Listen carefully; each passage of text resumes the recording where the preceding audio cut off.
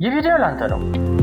በኢኳል እና በኢኩቫለንት ሴት መካከል ያለውን ልዩነት ለማወቅ ለምትቸገረው በምሳሌ ላስረዳ። እዚህ ጋር ኤ፣ ፒ፣ ኪው፣ አር እና ኤስ የሚባሉ አራት ነገሮች ይዘዋል።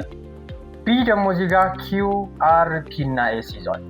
ኤ እና ቢ አራቱም እኩል አንድ አይነት ነገሮች መያዛቸውን እስኪ እናረጋግጥ። ኤ ላይ ያለው ፒ፣ ቢ ላይ ያለው ኤ ነው። ይሄው አለ አይደል? ኤ ላይ ደግሞ ኪው አለ፣ ሰው ይሄው ቢ ላይም አለ። ኤ ላይ ያለውን አር ይሄው እንደምታየው ቢ ላይም አለ።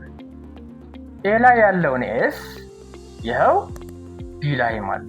ኤ እና ቢ በምንም የማይለያዩ ቦታ ተቀያየሩ እንጂ አንድ አይነት ነገር መያዛቸውን ኢኳል ሴት ያስብላቸዋል። ስለዚህ ኤ እና ቢ እኩል ናቸው። ታዲያ እዚህ ኢኳሊቲ። የኢኩቫለንት ሴቱ ደግሞ ላሳይክ። ኢኩቫለንት ሴት ማለት በብዛት እኩል መሆን ማለት ነው። እንዴት አትልም? አራት መኪና ያለው ሰው እና አራት ፈረስ ያለው ሰው ኢኩቫለንት ናቸው። ሁለቱም አለኝ የሚሉት አራት ነገር ስላላቸው ብቻ ኢኩቫለንት እንላቸዋለን። እዚህ ጋር እንምጣ። ኤ ዩቪ ኤክስ ይዟል፣ ቢ ደግሞ ኤክስ ዩ 3 ይዟል። አሁን እኛ የያዙትን አይነት ምንም አይመለከተንም። ኤ ላይ ይሄው 1 2 3 ነገሮች ብቻ አሉ። ቢ ላይ ደግሞ 1 2 3 ነገሮች አሉ።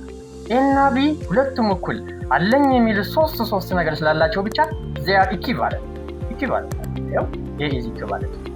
ሙሉውን ቪዲዮን ለማየት ከፈለክ ዩቲዩብ ቻናል ላይ @toptutorial29 ብለህ ሰርች አድርግና ሰብስክራይብ አድርግ።